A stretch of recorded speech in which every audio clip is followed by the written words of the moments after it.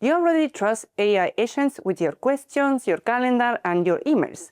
But now picture this. Buy my favorite running shoes when they drop below $120. The agent confirms my request, and once I approve, I place my fingerprint to authorize my digital wallet. Now, the agent monitors and automatically buys when the condition is met, a fully agentic purchase, without leaving the chat, with no human present at the moment it happens. Agents can already do all of this technically. So why aren't we seeing it delivered at scale in our chats yet? Because when an agent steps into that role, three key questions come up that today's pre-agentic system simply weren't built to answer. How can we verify that a user gave an agentic-specific authority for a particular purchase? How can a merchant be sure an agentic request accurately reflects the user's true intent without errors or AI hallucinations? If a fraudulent or incorrect transaction occurs, who is accountable? The user, the agent's developer, the merchant, or the orchestration layer? That's not a minor technical detail. That's a security and trust crisis in the industry. But this is not a new kind of problem. We have been here before. Think of this. When a payment first moved online, nobody trusts putting their credit card into a website. The information could be intercepted, faked, or stolen. So the industry added a trust layer. One, you didn't need to understand how it worked under the hood, but you needed to see and trust that padlock. Agentic commerce needs the same padlock and trust, a way for every party involved to trust that what happened is exactly what was agreed upon, that the user authorized this, that the agent acted within those instructions, that the merchant can prove it. The good news, the industry saw this coming, and the answers has already been created and is being implemented right now by some of the most advanced retail and payments ecosystem. How? With AP2, the Agent Payments Protocol. It's an open protocol launched by Google together with over 60 organizations. It doesn't reveal the payment system. It adds the trust layer on top of it. So AP2 doesn't move the money. It creates the verifiable record that proves what was authorized, what was agreed, and what actually happened. The padlock for the agentic era. Unlike every protocol before it, AP2 works because it's a common language. Any compliant agent, any compliant merchant, anywhere.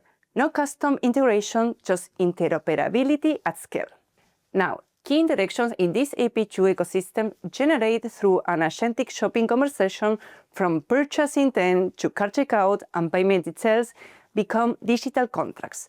And those contracts need to live somewhere. Intact, auditable, tamper-proof.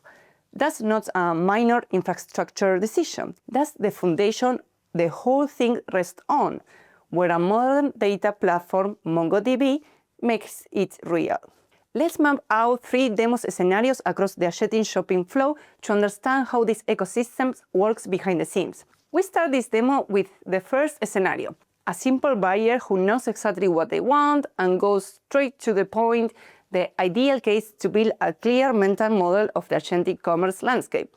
Understand who the agents are, how they interact, and why AP2 and MongoDB matter in making the flow trustworthy from the start. Imagine you open your favorite AI assistant and just say, "Hey, I'd like to start shopping." At key moments, as we get responses from the shopping agent, we're going to pause and explore key concepts. Let's get started. The agent you interact with discovers products, helps complete checkout, and processes payment without leaving the chat. It could be Gemini or any other assistant you already use every day that is integrating within AP2. From now on, we will refer to it as the shopping agent. Okay, let's continue. I'm a straightforward buyer, so I'll give my instructions quickly and clearly.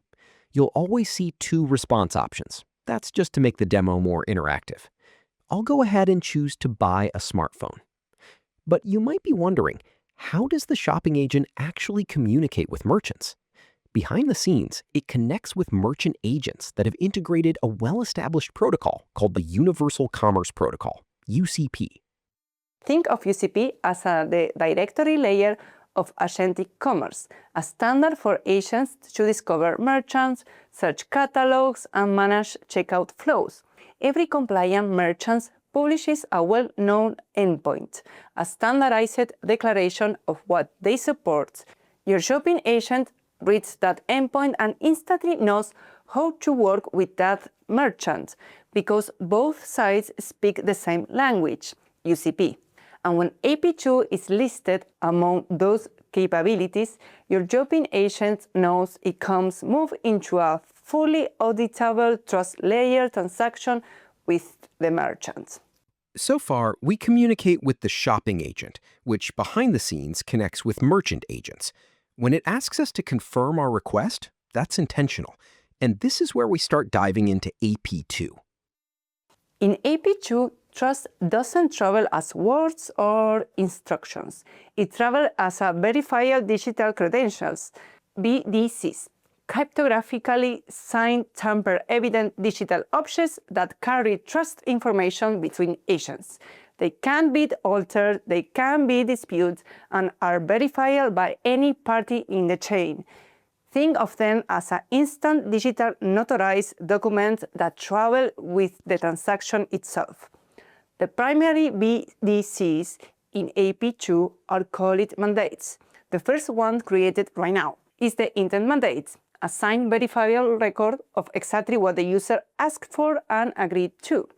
Here you're present, actively confirming your intent, but an intent mandate for deferred or automated purchase by when the price drops, place my monthly order, the intent mandate becomes the proof that authorization happens even without anyone clicking a button to confirm. Once I confirm my purchase intent, the shopping agent has already sent an intent mandate to the merchant agent, as we just saw. Now we receive specific options for our request, and this is where we move into the second of 3 mandates and start to understand how this data begins to be securely stored. The card mandate is the merchant side of the trust equation, where the intent mandate captures what the user wants. The card mandate defines what the merchant commits to deliver, the exact product, the exact price, the terms of the offer, every detail that makes a transaction binding locked into a verifiable object. Storing these mandates becomes essential because trust isn't just about what happened in the moment, it's about being able to prove it. That's the role of MongoDB and the mandate layer service. The mandate layer service acts as a service layer on top of MongoDB, ensuring every mandate is stored as an immutable document the instant it's created. Now that we understand how mandates flow from agents to MongoDB, let's keep moving. After selecting our preferred product, the cart mandate is signed as a digital contract by both agents and securely stored in MongoDB, and we proceed with payment by following the shopping agent's instructions. Let's pause here. The shopping agent requests tokenized payment credentials from the credential provider agents. Once received, it's authorized to complete their purchase with the merchant. While we wrap up the payment process in the demo, let's reflect on what just happened. The shopping agent never sees sensitive payment data. It's tokenized. The credential provider manages payment methods securely, but has no visibility into what you're buying. The merchant commits to fulfillment, but never accesses raw payment credentials or the user's full conversation with the shopping agent. This means each agent operating through AP2 has strictly scoped access, following the principle of least privilege and enforcing role-based data isolation as a core security principle. Finally, the payment is successful. The intent, card, and payment mandates associated with that complete transaction are stored through the mandate layer service in MongoDB as a secure, reliable, and fully auditable record for every party involved. Now, let's jump to the second journey, the hunter profile.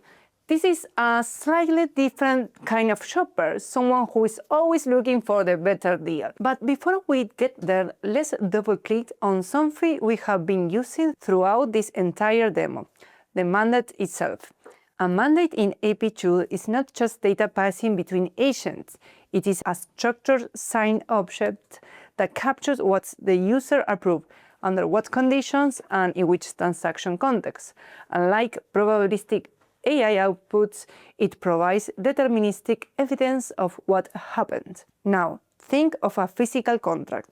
When you fill out a paper assigned at the bottom, someone could theoretically add information after the fact. That analogy helps frame the challenge. How do we guarantee that these digital agreements are truly sealed? The answer starts with a hash, a unique mathematical fingerprint of the mandate's exact data. Each agent signs that same fixed version of the mandate using its own cryptographic method. The purpose is to attach a verifiable approval to the exact content already protected by the hash. If the content changes, the signature becomes invalid. When the mandate is saved in the database, the hash stored alongside it guarantees that no one can modify that data after the fact. Not an agent, not a system, not anyone. Any future audit can recreate the hash from the stored document and instantly verify nothing has changed. If anything was tampered with, the mismatch exposes. Now think about where that signed document lives, because the choice of how and where mandates are stored is not just an infrastructure detail, it's a trust decision. MongoDB is a document database, meaning it doesn't store data in rows and columns like a traditional relational database, but as a self-contained structured JSON objects. And that alignment matters here because AP2 mandates are themselves JSON documents. What the agents create, sign, and exchange is a JSON document. What MongoDB stores is that exact same object, intact, whole in the same form it was when the signature was generated. You could technically store mandates in a relational database, but that means that you need to fragment a document just to reassemble it later through joins, reserialization, and canonicalization before you can verify it. Every one of those steps introduces risk. A missing field, a different array order, any of it produces a different hash and breaks the cryptographic proof. Why destroy the document just to rebuild it? MongoDB stores the full mandate as a one document, no reconstruction, no fragmentation, and as a mandate evolves with new fields or future AP2 extensions, the document model adapts naturally without schema migrations or downtimes. That's what makes the audit trail trustworthy by design. Now let's jump to the hunter scenario. While I go ahead and request a French press to buy, let's talk about something we just touched on, immutability. Immutability is the property of data that cannot be changed. Digital contracts are essential for this. We already saw how it's guaranteed at the database level and between agents, but here we have a great example with Hunter, who is a bit indecisive. When he created a purchase intent, an intent mandate was generated and stored in MongoDB. We can see it right here. Then he changed his mind. And what happens? The intent mandate simply cannot be edited. Instead, the shopping agent generates a new one. And here we can see the new mandate. Mandates are digital contracts, and contracts are not edited. Just as we see with Hunter, who keeps changing his mind over the price, this same principle applies to all mandates throughout the process. But what if an agent made a mistake and tried to correct a previously stored mandate? What if a retry triggered an update by accident? This is where the mandate layer service becomes critical. No agent communicates directly within MongoDB. Every write request passes through the mandate layer service first, and the service enforces three things before anything reaches storage: authentication, API key validation, and role-based access control. No agent has update or delete permissions on mandate documents. Business logic. Immutability is enforced at this layer. A request to modify or delete an existing mandate is rejected before it ever touches the database. Data access only valid append-only writes reach MongoDB, where signed mandates are stored as permanent records for verification and audit. Three layers: application logic, database permissions, and cryptographic proof. Now, let's move to the third and final journey. And it's a different kind of scenario entirely. The first two journeys were about execution. This one starts after the transaction is already done. The purchase happened, the money moved, and now the user isn't satisfied, and they want answers. Okay, here we are. I'm a disputing buyer. I don't feel fully confident about a transaction completed entirely within a chat. I'm so used to clicking a button on a merchant's website that I'm now talking directly with an audit agent on the merchant side. I provide my payment ID to kick off my audit. The first thing I want to know is, how can you guarantee my purchase didn't come from an AI hallucination? The audit agent, which has read-only access to the audit trail in MongoDB thanks to role-based access control, retrieves the complete signed evidence across the 3 mandates associated with the purchase and verifies every signature, applying what we already learned about why signatures are non-repudiable. You can even see the natural language description of how my request was made tied to all the verified details within each mandate. All valid. Now, let's pause here to explain the final security concept that completes the circle of trust. We already covered hashes and signatures, but here's exactly how verification works and why it's trustworthy by design. Each agent holds a private key, a secret that never lives in control, and uses it using the hash of the mandate. That produces a signature, a value that is mathematically unique to both the exact content and the specific signer. Nobody else in the world could have produced that exact signature without that private key. But how can everyone else verify it? That's where the public key comes in. The private key and public keys are mathematically linked. What one produces, the other can verify. So anyone can take the stored mandate, recalculate the hash from its contents, and verify the signature against that hash using the signer's public key. If the past 2 things are proven at once, the content was never altered since it was assigned, and the signature could only have come from the expected signer. If anything changed, verification fails instantly.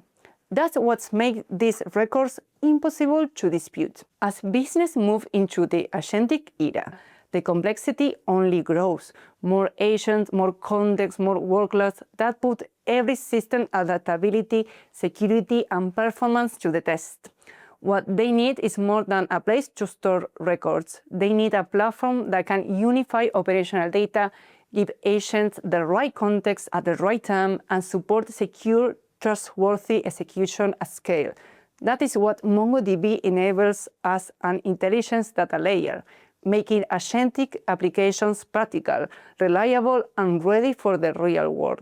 If you want to go deeper, all the resources, links, and references from this demo are in the description below. And on behalf of everyone who made this possible across AI, security, and industry solution experts, thank you for watching. See you in the next one.